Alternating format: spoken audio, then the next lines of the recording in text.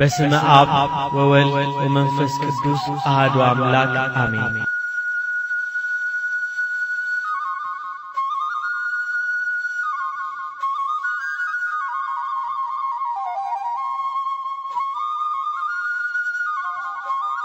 ተበራይቶ በጎተራ ያልገባ መንገድ ላይ የተደፋ የሚመስል ጤፍ ነው አሸዋውማው መንገድ።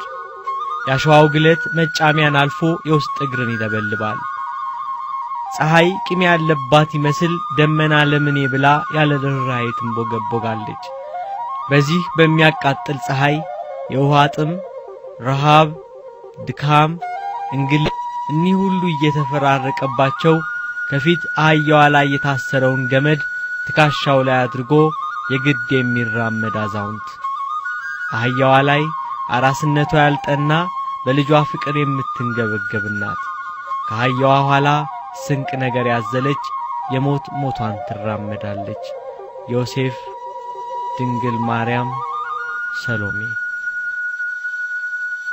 ሄሮድስ ሕፃኑን ሊገድለው ይፈልጋልና እናቱንና ሕፃኑን ይዘው ወደ ግብጽ ሸሸ።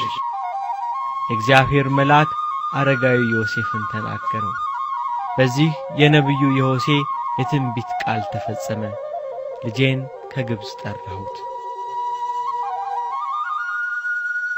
የእመቤታችን የቅድስት ድንግል ማርያም ስደት ከቤተልሔም እስከ ደብረ ቁስቋም።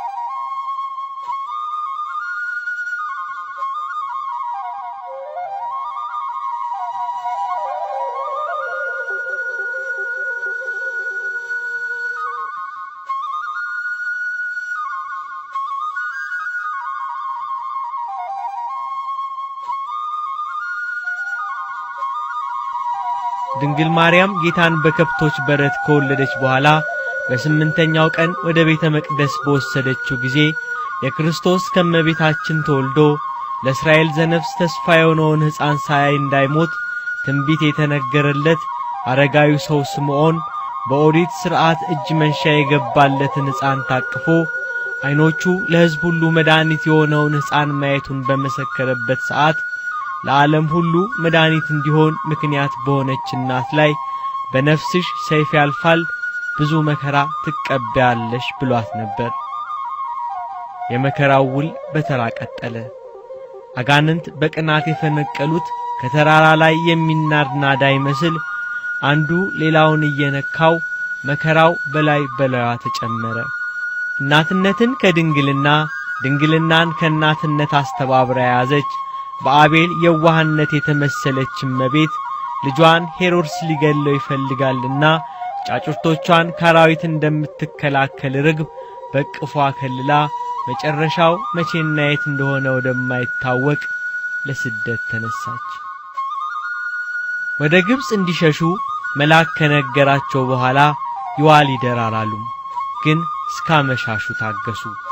ለዓይን ያዝ አድርጎ ከዋክብት በሰማይ ላይ ሲያበሩ ጨረቃ ጥቂት ለመንገዳቸው የሆነውን ብርሃን ስትፈነጥቅላቸው አረጋዊ ሰው ዮሴፍ የታሰረችውን አህያ ፈቶ እመቤታችንን ከልጇ ጋር አስቀመጣት።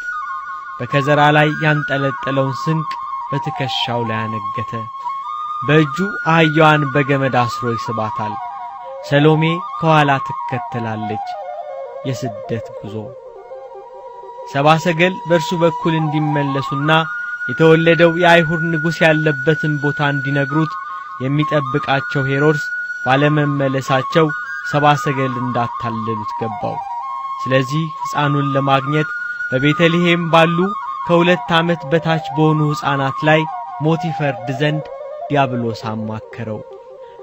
በቤተልሔም ለሚገኙ እናቶች ለልጆቻችሁ ምግብና ልብስ ሰጣችኋለሁ ብሎ ደልሎ ከሰበሰባቸው በኋላ ከእናቶቻቸው ክንድ ላይ ልጆቻቸውን እየነጠቀ ሰየፋቸው።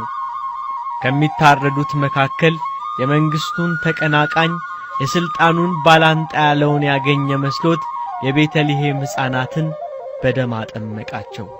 የእናቶቻቸው ሪታ፣ የቤተልሔም ከተማ የደም ጎርፍ፣ የሕፃናቱ የሲቃ ለቅሶ። እግዚአብሔር እንዲህ ይላል አለ ኤርምያስ፣ የዋይታና የመራራ ልቅሶ ድምፅ በራማ ተሰማ። ራሔል ስለ ልጆቿ ለቀሰች የሉምና፣ ስለ ልጆቿም መጽናናትን እምቢ አለች። ትንቢተ ኤርምያስ ምዕራፍ 31 ቁጥር 15። ስደተኛዋ እናት ልጇን ታቅፋ ወደ ግብጽ እየሸሸች ነው። ልጇን ያገኘ መስሎት ሄሮድስ በመንደሯ ነዋሪዎች በቤተልሔም እናቶች ላይ ያደረሰውን ግፍ አልሰማችም። በቀንም በሌሊትም በፀሐይም በጨረቃም ይጓዛሉ ቤተልሔምና አካባቢዋን ለመልቀቅ። ለዓለም ሁሉ ሕይወትን ለአዳም ልጆች ሁሉ መድኃኒትን ይዛ ከሀገር ሀገር ተሰደደች። ለስደቷ ምክንያት ባላንጣዋ ሄሮድስ ይሁን እንጂ ጠንሳሽና ምቀኛው ግን ጥንተ ጠላታችን ዲያብሎስ ነው። በኦሪት ዘፍጥረት ምዕራፍ 3 ላይ በአንተና በሴቲቱ መካከል በዘርህና በዘሯ መካከል ጠላትነትን አደርጋለሁ ተብሏል። አንተ በተባለ ዲያብሎስ፣ ሴቲቱ በተባለች እመቤታችን መሃል ጠላትነት አለ። እርሱ ዲያብሎስ የሰው ልጆችን ሰላም አይሻም። ሴቲቱ የተባለች እመቤታችን የሰው ልጆች ሁሉ ሰላም በውስጧ አስገኝታለችና እርሷ የሰላም ንግሥት ነች። ታዲያ እንደምን ጸብና ሰላም ፍቅርን ይመስርቱ? ስለዚህ ነው ባለራእዩ ቅዱስ ዮሐንስ በፍጥሞ ደሴት ጌታ መጻኢውን ሲገልጽለት ጨረቃ ከእግሮቿ በታች አላት፣ በራሷም ላይ የ12 ከዋክብት አክሊል የሆነላት አንዲት ሴት ነበረች። እርሷም ጸንሳ ነበር፣ ምጥም ተይዛ ልትወልድ ተጨንቃ ጮኸች። ዘንዶም ሴቲቱ በወለደች ጊዜ ሕፃኑን እንዲበላ ልትወልድ ባላት ሴት ፊት ቆመ። አሕዛብን ሁሉ በብረት በትር ይገዛ ዘንድ ያለውን ልጅ ወለደች። ሴቲቱም 1260 ቀን እንዲመግቧት በእግዚአብሔር ተዘጋጅቶላት ወደ ነበረ ስፍራ ወደ በረሃ ሸሸች። ዘንዶ ወደ ምድር እንደተጣለ ባየ ጊዜ ወንድ ልጅ የወለደችውን ሴት አሳደዳት። ከባቡ ፊት ርቃ አንድ ዘመናትን የዘመንንም እኩሌታ ወደምትመገብበት ወደ ስፍራዋ ወደ በረሃ እንድትበር ለሴቲቱ 2 የታላላቅ ንስር ክንፎች ተሰጣት። ራእየ ዮሐንስ ምዕራፍ 12 ከቁጥር 1 ጀምሮ።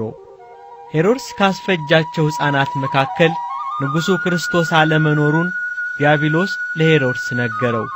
እርሱ ሕፃናቱን ሲፈጅ ጌታ በእናቱ ጀርባ ሆኖ ወደ ግብጽ ሸሽቷል። ሄሮድስ ወደ ግብጽ መሸሻቸውን ሲሰማ 4 አለቃ ጦር ከነጭፍራው የዕለት ሽልማት ሸልሞ ተወለደ የተባለውን ንጉሥ ይዘው ከመጡ ሙሉ ሽልማት ሸልማችኋለሁ ብሎ ሰደዳቸው። አንድ ነፍስ ለማደን 4 አለቃ ጦር በፈረስና በበቅሎ እየታገዙ ሕፃኑንና እናቱን ፈልገው ዱካቸውን ተከትለው የገቡበት ገብተው አድነው ሊያመጧቸው አዘመተ። ስደተኛዋ እናት ልጇን ከሄሮድስ ጦር ሸሽጋ ትጓዛለች። ከኋላ 4 አለቃ ጦር ከነጭፍሮቹ ያሳድዷታል።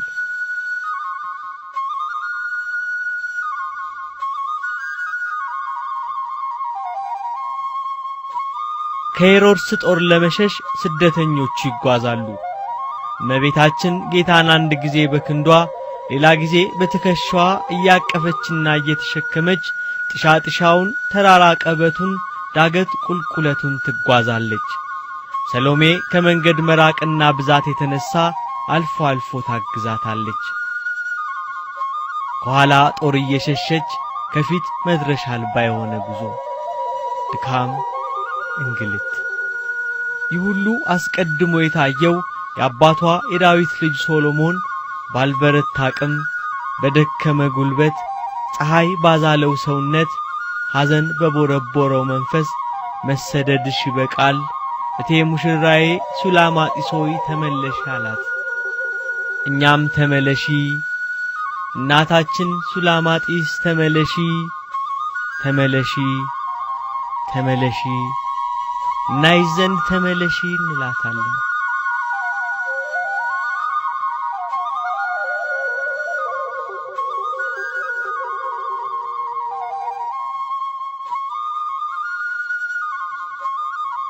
ስደት እንኳን መጨረሻው ሳይታወቅ መድረሻው ቢታወቅም ይደክማል። ድካማቸውን ሊያስታግሱ ካገኙት አንዲት ዋርካ ስር ጥለዋል ሊጋሩ ከስሩ አረፉ። ድካም ሁሉንም አዝሏቸዋል። ጭር ባለው አካባቢ ዝምታው ነግሷል። የሚሰማው በማን አለብኝነት የሚነፍሰው ንፋስ ነው። ከሩቅ የሚቦና አቧራ ታያቸው። የቆየ አቧራው የሚንቀስ ነፍስ ነው ይመስላል። አሁን በፈረሶቻቸው የታገዙት አሳዳጆቹ የሄሮድስ ጭፍሮች ናቸው።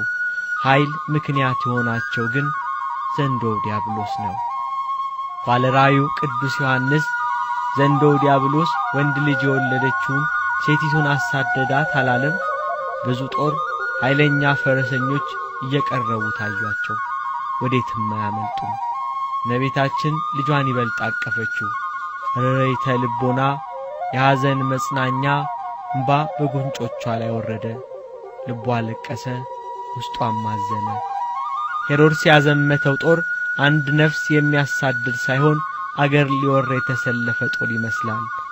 ቀስት፣ ደጋን፣ ጋሻ ያነገተ 4 አለቃ ጦር። ዳሩ በመከራ ላይ ያስተምረን እንጂ የሄሮድስ ጦር ለርሱ ከቁጥር የሚገባ ሆኖ አልነበረም። ባለራእዩ ቅዱስ ዮሐንስ ምድሪቱም ሴቲቱን ረዳቻት እንዳለ ተደግፈው ጥለዋን የተጋሯት ዋርካ ውስጧ ተከፈተ። ቤት፣ ታዛ፣ መጠለያ፣ መሸሸጊያ ጎጆ ሆነቻቸው። ለብዙዎች መሸሸጊያ ናት። ዋርካዋ መሸሸጊያ ሆነቻት። ሁሉንም ያዘቻቸው። መከረኛዋን እናት፣ ጠባቂዋን አረጋዊውን ሰው ሶሎሜንና ለስደት በረከት የተጠራችውን አህያዋን። ዋርካዋ ሁሉንም ቻለች። ከውስጥ ሆነው የጦሩ ድምፅ፣ የፈረሶቹ ኮቴ ባጠገባቸው ሲያልፍ ይሰማቸዋል። ድንገት አህያዋ ውስጥ እንዳለች ድምፅ አሰማች። ጦሩ በድንገት ቆመ። እዚያ አካባቢ እንዳሉ አውቀዋል። ግን የት? ጊዜ ማጥፋት አልፈለጉም። ወደፊት ተመሙ። ተወለደ የተባለውን የአይሁድ ንጉሥ ፍለጋ። የሄሮድስ መልእክተኞች ካለፉ በኋላ ስደተኞቹ ለዳግም ስደት ተነሱ። አሁን ኢየሩሳሌምንና አካባቢዋን ለቀዋል። በግብጽ በስደት ላይ ግንቦት 24 ቀን ግብጽ ደረሱ። የግብጽ በረሃ መጨረሻው የማይታይ አድማስ፣ ኃይለኛ የፀሐይ ሙቀት፣ የአሸዋ ግለት። ከፀሐዩ ዋይ የተነሳ ጥቂት እንጂ ብዙ አላስኬዳቸውም። በበረሃው ርዝመት መንደርና ሰው ማግኘት እንዲህ በቀላሉ አይቻልም። ስንቅ አልቋል፣ ውሃ ጥሟ ይሏል። በቅርብ ባገኙት መንደር እመቤታችን ለልጇ የሚሆን ውሃ ለመለመን ወደ መንደሩ ተጠጋች። ከልጇ ለምና ለፍጥረት የምሕረት ውሃ የምታሰጥ እመቤት ውሃ ልመና ተነሳች። ግን በአንተና በሴቲቱ መካከል ጠላትነትን አደርጋለሁ ተብሏልና አንተ የተባለ ዲያብሎስ እየተከታተለ የሰውን ልቦና አስከፋባት እያላቸው ሊሰጧት አልወደዱም። እምቢ ለማትል እናት እምቢ አሏት። ውሃ ሳታገኝ ልጇን ሳታጠጣ ወደ ዮሴፍና ሰሎሜ ተመለሰች። ስትመለስ የበረሃ ሽፍቶች ሶሎሜንና ዮሴፍን አስፈራርተው 70 ሰገል ለጌታ ካመጡት እጅ መንሻ መሃል የጌታን የወርቅ ጫማ ወስደውባቸው ደረሰች። የልጇን የወርቅ ጫማ መወሰድ ስትሰማ ሄጄም ላላገኝ የልጄን ጫማ ወሰድኩ ብላ ርኅርኅት እናት እንባን አነባች። ልጇ ወዳጇ ልቅሷን አይቶ እንባዋን በእጁ ጠርጎ ትንሹ ጣቱን ወደ ምድር ባወረደ ጊዜ እንደ ማር የሚጣፍጥ ምሬት የሌለው እንደ ወተት ነጭ ሆነ የውሃ ምንጭ አፈለቀ። ተስፋይቱን ምድር ለማውረስ ከግብጽ የባርነት ቀንበር አላቆ በሲና በረሃ ሕዝበ እስራኤልን ቀን በደመና ሌሊት በብርሃን አምድ ሲያጉዛቸው በነብዩ ሙሴ አማካኝነት ከጭንጫ ውሃ እንዳፈለቀ ዛሬም በጠባብ ደረት ባጭር ቁመት ተወስኖ በምድር ተገለጸና ከጭንጫ ውሃ ፈለቀ። ከዚያም ተጠጥቶ ከማይሰለች ውሃ ጠጡ። ሌላ አካባቢ ደረሱ። አንድ ገበሬ ስንዴ ዘርቶ አፍርቶና አብቦለት ወቅቶና በራይቶ ወደ ጎተራ ሲከት እመቤታችን ልትለምነው ፈለገች። በሩቅ ቆማ ከስንዴ እህል ጥቂት እንዲሰጣት ተማጸነችው። ሊሰጣት ግን አልወደደም። ሊያታልላት ፈለገ። ይሄ እኮ ስንዴ አይደለም፣ ስንዴ መስሎሽ ነው የተከመረው፣ ጠጠር ነው አላት። ሰይጣን የሰውን ልቦና ያከፋባት ተቸገረች። ገበሬውን እሺ እንደ ቃል ይሁን ብላው ሄደች። አናግሯት ሲዞር የተከመረው ስንዴ ጠጠር ሆኖ አገኘው። ከዚህ አልፈው ደብረ ምጥማቅ ደረሱ። ጌታ መጻኢውን ከዘመናት በኋላ በዚህ ቦታ ስለሚገደመው ገዳም ስለሚሰሩት ድንቅ የአባቶች ገድል ለእናቱ ይነግራት ነበር። በዚህ ቦታ ባንቺና በኔ ስም የከበረ ቤተ ክርስቲያን ይሰራል፣ መነኮሳት በዚህ ታላቅ ገዳም ይገድማሉ፣ የብዙ ቅዱሳን መካን ይሆናል፣ ለሕዝብ ሁሉ በየቋንቋቸው ብዙ ትምህርት ይደረጋል፣ ያመኑ ያላመኑም ሰዎች ያዩታል። ይህም ዓለም ለመምጣቴ ዮሐንስና አዳምን ለማዳን ካንቺ ሰው ለመሆኔ መታሰቢያ ናት። በዚህ በስምሽ በሚሰራው ገዳም አንቺ ትገለጫለሽ። የመላእክት አለቆች ንጹሃን የሚሆኑ ሚካኤልና ገብርኤል በቀኝና በግራሽ ይሆናሉ። የሰው ልጅ መዳኛው ቀኑ በደረሰ ጊዜ በአይሁድ በፈቃዴ ሞትን እቀበላለሁ። አንቺን ከሰማያውያን መላእክት ልዕልት እንደሆንሽ ከመሬታውያን ጻድቃን የከበርሽ እንደሆነ ያውቁ ዘንድ ይደረግልኛል ብሎ አምኖ አንቺን በኔ ስም የለመነ ይደረግለታል አላት። ስለማይታበል ቃሉ በዚያ ቦታ ላይ በእመቤታችን ስም የከበረች ቤተ ክርስቲያን ተሰራች። ጽዮንን ክበቧት እንዳለ ቅዱስ ዳዊት በዙሪያዋ መነኮሳት ተሰባሰቡ። እጅግ ታላቅ ገዳም ሆነች። ስሟም ደብረ ምጥማቅ ተሰኘ። በሁሉም ዘንድ የታወቀች ሆነች። ዛሬ ድረስ በዚህ ቃል ኪዳን የሚታመኑና በዚያ ገዳም የሚሰባሰቡ በእመቤታችን ምክንያት ፍጹም ድንቅ ተአምራትን ያያሉ። በዚያች ቤተ ክርስቲያን ጉልላት ላይ እመቤታችን ዛሬ ድረስ ትገለጻለች። ክርስቶስ ከሄሮድስ ሲሸሽ እንጂ ባለፈባቸው አካባቢዎች ሁሉ ፍጥረታትን እየባረከ ቅዱሳት መካናትን እየቀደሰ ነበር።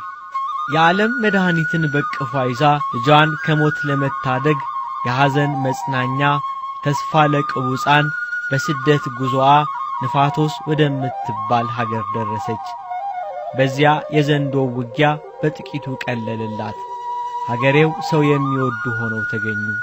ከዚህ አልፎ ስሙ ዮሴፍ የሚባል ድግር የሚጠርብ የዚህ ሀገር ሰው የስደተኞቹን ዜና ሰማ። ቀድሞ ወደ ኢየሩሳሌም በሄደ ጊዜ ሽማግሌው ዮሴፍ አሳድሮት ነበርና እርሱም በእንግድነት ተቀበላቸው፣ ወደ ቤቱም ወሰዳቸው። በዚያም ጥቂት ቀን ሰነባበቱ። የተአምራት ባለቤት የጠቢባን ጠቢብ ጌታ በዚህም ድንቅ ተአምራትን አደረገ። እመቤታችን ቅድስት ድንግል ማርያም በስደቷ ስሟ ቁስያ ወደምትባል ሀገር ደረሰች። በዚህ ሀገር የጣዖት ሥራ የነገሰበት አጋንንት ሕዝቡን በአምልኮተ ባዕድ ያንበረከኩበት ነበር። በአንድ አምልኮተ ጣዖት በሚከበርበት ቤት ስደተኞቹ ባለፉ ጊዜ በዚያ የሚመለክ ጋኔን ጮኸ። በወንጌል የጌታን መምጣት የተመለከተ ጋኔን ያደረበት ሰው አረፋ እየደፈቀ እንደጮኸ ጌታ ሆይ ካንተ ጋር ምን አለን ልታጠፋን መጣህን እንዳለ እንዲሁ ጮኸ። ይችን ሴትና ልጇን ከሀገራችሁ አስወጧቸው፣ የግብፅን አውራጃ ሁሉ ዞረዋል። ወደዚህ ሀገር ወደ ጣዖታቱም ቤት የገቡ እንደሆነ ጠላቶቻችን በእኛ ላይ ይነሱብንና የሀገራችን ሥርዓት ይፈርሳል፣ ሀገራችንንም ያጠፉብናል፣ አስወጧቸው እያለ ጮኸ። የአገሬው ሕዝብ ሰይጣን ልባቸውን አክፍቷቸው ስደተኞቹን ጠሏቸው። ሕዝቡም ወደ ጣዖት ቤቶቻቸው የገቡ እንደሆነ የሀገራችን ሥርዓት ይፈርሳል፣ ሀገራችን ይጠፋብናል፣ መከበራችን ይቀራል እያሉ ጮኹ። ለጣዖታት የሚያገለግሉ 100 የሚሆኑ ካህናተ ጣዖት ገመድና በትር ይዘው ስድብ አበዙባቸው። ሂዱ ከሀገራችን ውጡ አንፈልጋችሁም አሏቸው። አማልክቶቻችን በእናንተ ምክንያት ሀገራችንን እንደሚያጠፏት ነግረውናል፣ ውጡ አሏቸው። አሳደዷቸው። ማረፊያ ጠፋ። እህል ውሃ ሳይሆን ለጥቂት አረፍ የሚሉበት ቦታ አልተገኘም። የነገስታት ንጉሥ ዓለማትን የሚገዛ እሱ ተሰደደ። ለፍጥረታት ሁሉ መጠጊያ ማረፊያ የሆነች እናት ማረፊያ ታዛጣች። ተመለሺ፣ በአባትሽ በዳዊት ሀገር ብዙ ማረፊያ ያለሽና ተመለሺ፣ ሱላማጢስ ተመለሺ፣ እቴ ሙሽራዬ ተመለሺ፣ እናይሽ ዘንድ ተመለሺ። አጋንንት የሰውን ልቦና ያከፋባት ከቁስያ የተሰደደች እመቤት ከብዙ የመንገድ ድካም በኋላ ትዕማን ከምትባል ሴት ደጅ ደረሰች። በእንተ ስማ ተብላ በስሟ የሚለመንናት ለልመና ድምጿን አሰማች። ትዕማን በአገልጋዮቿ የተከበበች ባለሀብት ሴት ነበረች። የእመቤታችንን የልመና ድምፅ፣ የፊቷን ደም ግባት፣ የታቀፈችውን የልጇን ክብር ሞገስ የተመለከተች ትዕማን ከወዴት እንደመጣች ጠየቀቻት። እመቤታችን ከይሁዳ ምድር ተሰድጄ የመጣው ነኝ አለቻት። የትዕማንን ልብ መዳናችንን የማይወድ ጥንተ ጠላታችን አውሬው ዲያብሎስ አከፋው። ለመዳናችን ምክንያት የሆነች እመቤትን እንድትጠላት አደረገ። በክፋት ተናገረቻት። ክብር ምስጋና ይግባትና ደረቅ ኃይለኛ ብትሆኝ ይሆናል እንጂ እንዳንቺ ያለ ቆንጆ ከመጋረጃ አትወጣም ነበር። ንግግሯ በስደትና በረሃብ የደከመ ሰውነትን እጅግ አድርጎ ይጎዳል። ጠባቂዋ ዮሴፍ ለንግግሩ መልስ ሰጠ። ለለመነ ቢኖር ይዘከሩታል፣ ባይኖር ካለው ያድርስ ይሉታል እንጂ እንደ ጦር ልብ የሚነካ ነገር መናገር ምን ያደርጋል አላት። ትዕማንን ከከበቧት አገልጋዮች አንዷ ኮቲባ ለእመቤቷ ልታግዝ ደርቡን እያናወጠች ከሰገነቱ ወርዳ ወደ ስደተኞቹ ተንደረደረች። ይሄ ፍየል እረኛ እመቤቴን እንደምን ይናገራታል ብላ አረጋዊ ዮሴፍን በጥፊ ቃታው ጌታችንን ከእመቤታችን ላይ ነጥቃ ከምድር ጣለችው። በአንተና በሴቲቱ መካከል ጠላትነትን አደርጋለሁ እንደተባለ የጠላትነት መገለጫውን በልቦናቸው ክፋት ባሳደረ መሳሪያዎቹ አንተ የተባለ አውሬው ዲያብሎስ ክፋቱን ገለጠ። ትዕግስት ገንዘቡ የሆነ ሰው የሆነ ጌታ ከመሬት ወድቆ ምርር ብሎ አለቀሰ። የልጇ ለቅሶ የትዕማን ክፋት ያቺ የሐዘንተኞች መጽናኛ እናት እንባ እንድታነባ አደረጋት። እንባ በፊቷ ወረደ። ልጇን ከመሬት ልታነሳው ዝቅ ስትል አረጋዊ ሰው ዮሴፍ ታያታንሺው አምላክነቱን ይግለጽ አለ። ብዙም አልቆየም። በአሮን ክህነት በእግዚአብሔር በተመረጠ በቅዱሱ ሙሴ ላይ የዘለፋና የትዕቢት ቃል የሰነዘሩ ምድር ተከፍታ ዳታንንና ወንድሟ አቤሮንን እንደዋጠቻቸው ትዕማንን ከነገረዶቿ ዋጠቻቸው። በዙሪያዋ የነበሩት የክፋት ተባባሪ ቤተሰቦቿ ጦጣና ዝንጀሮ እየሆኑ የገዛ ውሾቻቸው እያሳደዷቸው ገደል ለገደል ተባረሩ። በቅዱስ መጽሐፍ ንጉሥ ናቡከደነጾር ሆይ ከሰዎችህ ተለይተህ ትሰደዳለህ፣ መኖሪያህም ከምድር አራዊት ጋር ይሆናል፣ እንደ በሬም ሳር ትበላ ዘንድ ትገደዳለህ፣ 7 ዘመናትም ያልፍብሃል። ይህም በናቡከደነጾር ላይ ደረሰ። ጠጉሩም እንደ ንስር ጥፍሩም እንደ ወፎች ሆነ፣ እንደ በሬም ሳር በላ እንደተባለ በናቡከደነጾር ላይ የታየ አምላክ ሥራ አሁንም አዳምን ከነ ልጆቹ ለማዳን በሥጋ የተገለጸ አምላክ ተአምራትን አደረገ። ትዕማንና አገልጋዮቿም እንዲሁ ሆኑ። ሕፃኑንና እናቱን ይዘህ ወደ ግብጽ ሽሽ ያለው የእግዚአብሔር መልአክ ተመለሱ እስኪላቸው ወደፊት ይጓዛሉ። የስደቱን መከራ እየተቀበሉ ጌታ አምላክነቱን እየገለጸ ምድርን በበረከት እየመላና እየባረከ ከዚህ ቀደም የልጇን ጫማ የዘረፉት ወንበዴዎች በሌላ አካባቢ ያገኟቸው። በፊት ያገኟቸው በመንደር ውስጥ ነበርና በበረሃ ያገኟቸው ፈልገው ነበር። ተሳካላቸው። ሰይፋቸውን መዘው ሊዘርፏቸው ተነሱ። ከመቤታችን እጅ ላይ ብዙ መከራ ያየችበትን ሄሮድስን ፍራቻ ከሀገር ሀገር የተሰደደችለት ልጇን ነጠቋት። የለበሰውን የምስራቅ ሰዎች እጅ መንሻ ይሆን ዘንድ ያመጡለትን ልብሱን ገፈፉት። የተራቆተ የምታለብስ እናት የለበሰችውን ገፈፏት። በራሷ ላይ የነበረውን ነጭ ሐር ሻሽ ወሰዱባት። ዮሴፍና ሰሎሜንም ዘረፏቸው። የሚፈልጉትን የነጠቁት ሽፍቶች ጥቂት ከነርሱ ሄደው መልሰው ቆመው ለስደተኞቹ በማይሰማ በሆነ ጉዳይ ይከራከራሉ። ስደተኛዋ እናት የሽፍቶቹ ተመልሶ መቆም አስፈራት። የዘረፉትን ከዘረፉ በኋላ ለምን አይሄዱም? ቆመው የሚያወሩት ልጄን ሊገሉት ነው ብላ እንባ የለመደው ዓይኗ ፊቷን አጠበው። ድምፅ አሰምታ ለቀሰች። ልጄ ወዳጄ ከእንግዲህ ወዴት እሄዳለሁ? ወዮልኝ፣ ወዮት አለብኝ። አንተን እንዳይገሉብኝ ሄሮድስን በመፍራት ካንተ ጋር ከኢየሩሳሌም ሸሸው። እዚህ እስክደርስ ብዙ መከራ ከፈልኩ። ረሃቡ፣ ጥሙ፣ የፀሐዩ ዋዕይ። ዛሬ ግን ከሄሮድስ የከፉ ወንበዴዎች አጋጠሙኝ። ምነው በሀገሬ በነበርኩ። ዮሴፍን የሚያውቁት ወዳጅ ጎረቤት ዘመድ አዝማዶቼ ባሉበት በቤተልሔም በነበርኩ። እንዳይገሉ ዮሴፍ ይለምናቸው ነበር። ልጄ ወዳጄ የዓይኔ ብርሃን፣ በዚህ ምድር ማንን አውቃለሁ? ወደ ማን እጮኻለሁ? አሁን በራ ውስጥ ነኝ። ብጮህ ባለቅስ ማን ይሰማኛል? ዛሬ ከኔ ጋር ያለቅሱ ዘንድ የሚያውቁኝን ሰዎች፣ ልጆች የወለዱ እናቶች የደረሰብኝን መከራ፣ በልቦናዬ ያደረብኝን ፍርሃት፣ ያገኘኝን ጸዋተ መከራ ያዩ ዘንድ ወዴት አሉ? ልጄ ወዳጄ እስካሁን የከፈልኩትን መከራ፣ የደረሰብኝን ስቃይ ሁሉ እችላለሁ። ነገር ግን እኒህ ሽፍቶች ሲገሉ ባየው ጊዜ ፍጹም ሐዘን እንዳያገኘኝ እንዴት አደርጋለሁ? ልጄ ወዳጄ ዕለት ዕለት የምትነግረኝ የሚያስደስት ነው። የዓይኖቼ ብርሃን፣ የነፍሴና የሥጋዬ ድህነት ሆይ፣ ሴቶች ጡታቸውን ለልጆቻቸው ሲያጠቡ ባየው ጊዜ ምን ላድርግ? ሄሮድስ ከጡታቸው ለይቶ ልጆቻቸውን የገደለባቸው ሴቶች ዛሬ ከኔ ጋር ያለቅሱ ዘንድ ሻለሁ። ክቡራን አባቶቼ ነቢያት ዛሬ ከኔ ጋር ያለቅሱ ዘንድ ወዴት አሉ? ልጄን ለመውለድ ያበሰረኝ ገብርኤል መልአክ በዚህ ቦታ ለቅሶዬን ያይ ዘንድ ከኔ ጋር ቢኖር እወዳለሁ። ከዘመዶቼ ወገን የምትሆን ኤልሳቤጥ ልጇም ዮሐንስም የልቦናዬን ሐዘን ያዩ ዘንድ ከኔ ጋር ሊሆኑ እወዳለሁ።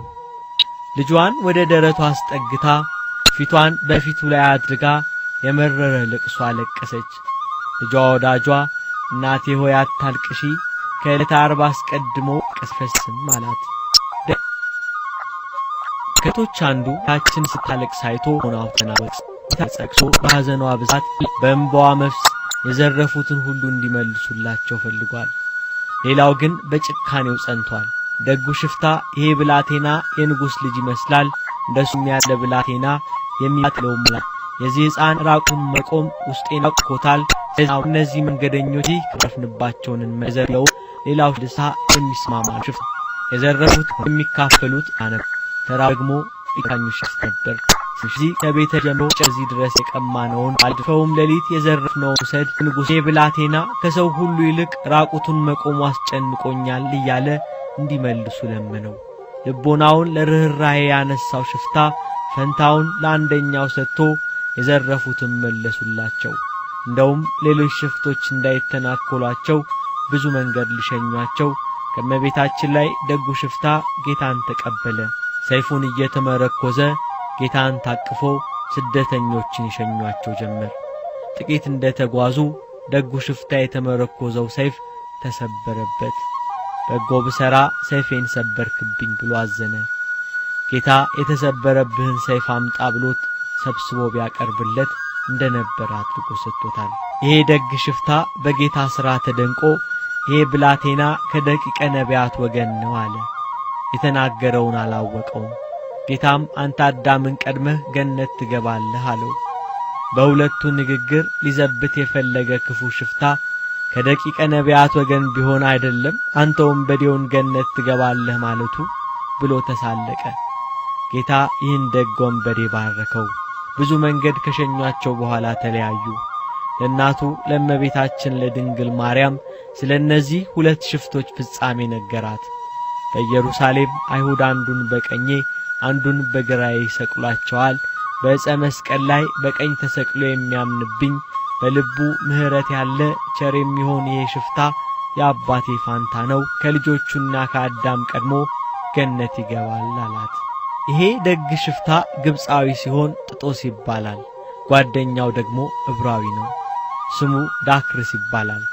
እኒህ ሁለት ሽፍቶች ጌታ በቀራንዮ አደባባይ ስለኛ ሲል ከወንበዴዎች ጋር ተቆጥሮ በተሰቀለ ጊዜ ጥጦስ ወይንም ፈያታዊው ዘየማን በቀኝ ዳክርስ ወይንም ፈያታዊው ዘጸጋም በግራ ተሰቀሉ።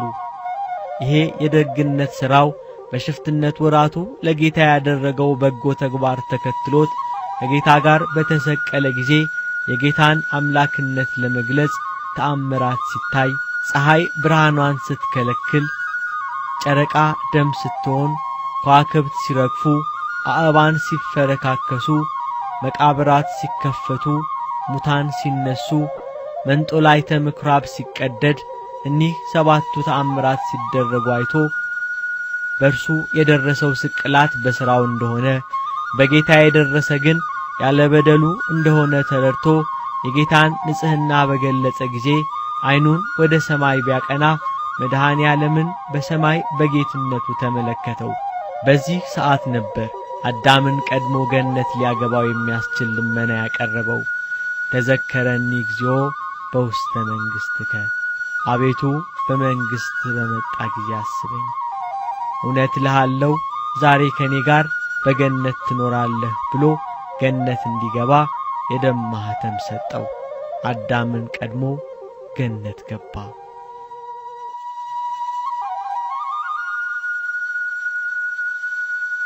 ስደቱ መጨረሻ አልነበረውም። ሌላ ጉዞ ተጀመረ። ድካም፣ እንግልት፣ ስቃይ። ጌታ በፈጣን ደመና ሆኖ ወደ ግብጽ ይወርዳል ብሎ ነቢዩ ኢሳይያስ በትንቢቱ እንደተናገረ ነቢዩም ባቆምም በዚያው መንገድ ኢትዮጵያ መግባታቸውን ተናግሯል። ከጥንት የታሰበ መንገድ አየው፣ ኢትዮጵያና አውራጃዎቿ አይደንግጡ። እመቤታችን በደመና ተጭና ግብጽን አቋርጣ ወደ ኢትዮጵያ መጣች። ኢትዮጵያን ከሰሜን እስከ ደቡብ ከምስራቅ እስከ ምዕራብ ባረከች። የጌታ ስደት ከግብጽ አምልኮተ ጣዖተ ላህምን ያጠፋ ሲሆን ለኢትዮጵያ ደግሞ ከሕገ ኦሪት ወደ ሕገ ወንጌል የተሸጋገረችበትን ትንቢተ ነቢያትን ከስብከተ ሐዋርያት አጣምራ ያመነችበትን የሃይማኖት በር የከፈተላት ነበር። እመቤታችን ቅድስት ድንግል ማርያም ልጇን በቅፏ ይዛ አክሱምን፣ ደብረ ዳሞን፣ ዋልድባን፣ ጣናን፣ ሳህለ ማርያምን፣ ምሁር ኢየሱስን፣ ሌሎችንም ቦታዎች ቀድሳለች።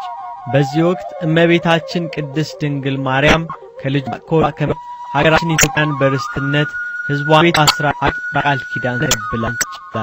ሀገራችን ኢትዮጵያ የእናታችን የቅድስት ድንግል ማርያም ሀገር ናት። ከ6 ወር የመከራ ስደት በኋላ የእግዚአብሔር መልአክ ለእመቤታችን ጠባቂ ለአረጋዊ ዮሴፍ ተናገረው። የሕፃኑን ነፍስ የሚሹት ሞተዋልና ሕፃኑንና እናቱን ይዘህ ወደ ኢየሩሳሌም ተመለስ። አሁን መከራ ስደቱ ይበቃታል፣ ትመለስ። ወደ አባቷ ወደ ዳዊት ቤት ትመለስ። ስቃይ፣ እንግልቱ፣ ረሃብ፣ ጥሙ ሁሉ ይበቃል። ወደ አባቷ ወደ ዳዊት ሀገር ትመለስ። ተመለሺ፣ ተመለሺ፣ ተመለሺ፣ ሱላማጢስ ተመለሺ። የልጅሽን ነፍስ የሻቱ ጠላቶቹ ስለሞቱ መሰደዱ ይበቃሻል፣ ቅድስት አገር ይሻልሻል እንበላት። ተመለሺ፣ ተመለሺ።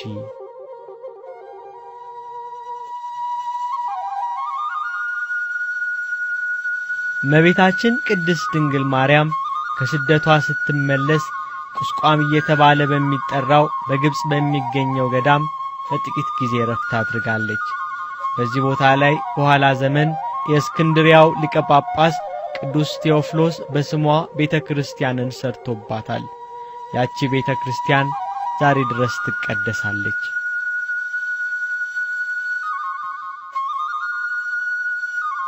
ቤተክርስቲያናችን ዛሬም የአበባ ወራት የአዲስ ሕይወት ተስፋ በሆነ በወርሃ ጽጌ በጽጌያት የምትመሰለውን እናት በሌሊት ዝማሬ ታወድሳታለች። በጽጌ ማህሌት አባቶች አብረዋት ግብጽ ይወርዳሉ፣ በስደቷ ይሰደዳሉ።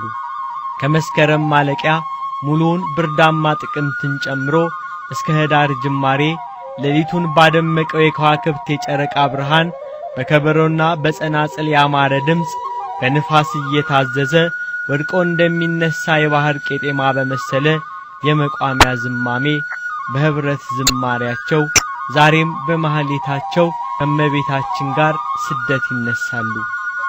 በመዝሙራቸው ከመላእክት ጋር ግብጽን አቋርጠው በረሃውን ተጉዘው ውሃ ጥም ስቃይ እንግልቷን አስታውሰው ዛሬም አባቶች የስደተኛዋን እናት መከራና ሐዘን ይጋራሉ። ሁሉም ሰው በተኛበት ሌሊት የሥጋ ድካም ባየለበት ሰዓት በካህናቱ የጽጌያት ዝማሬ የእናታችን ስደት ይዘከራል። ስለምን ዛሬም ከልቦናቸው ያሳደዷታሉና። ዘንዶው በሴቲቱ ተቆጥቶ እግዚአብሔርን ትእዛዝ የሚጠብቁትን ከዘራው የቀሩትን ሊዋጋ ሄደ፣ በባህር አሸዋ ላይ ቆመ እንዳለ ባለራዩ ቅዱስ ዮሐንስ በባህር አሸዋ የተመሰለ የመናፍቃን ልቦና ዛሬም እመቤታችንን አሳዷታል። ብዙዎች ከልባቸው አስወጥተዋታል። ዘንዶው ዲያብሎስ ዛሬም ከዘሯ የቀሩትን ምእመናንን ይዋጋል። ያለ እርሷ መዳን ያለ እርሷ ተስፋ ሕይወት የለምና። ተመለሺ ተመለሺ ተመለሺ፣ ወደ ልቦናቸው ተመለሺ፣ ክፋት በደላቸውን አትመልከቺ። ተመለሺ፣ ወደ ወገኖቻችን ልብ ተመለሺ።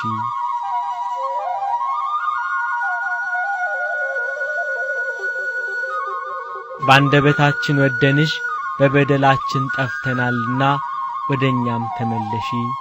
ልቦናችን የግብጽን አሸዋ ሆኗልና ታድኝን ዘንድ ወደ ልቦናችን ተመለሺ እንበላት።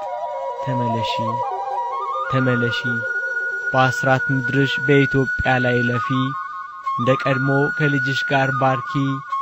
ተመለሺ፣ ደብረ ቁስቋም ላይ ረፊ። ተመለሺ፣ ሱላማጢስ ተመለሺ፣ ሰላማዊት ተመለሺ።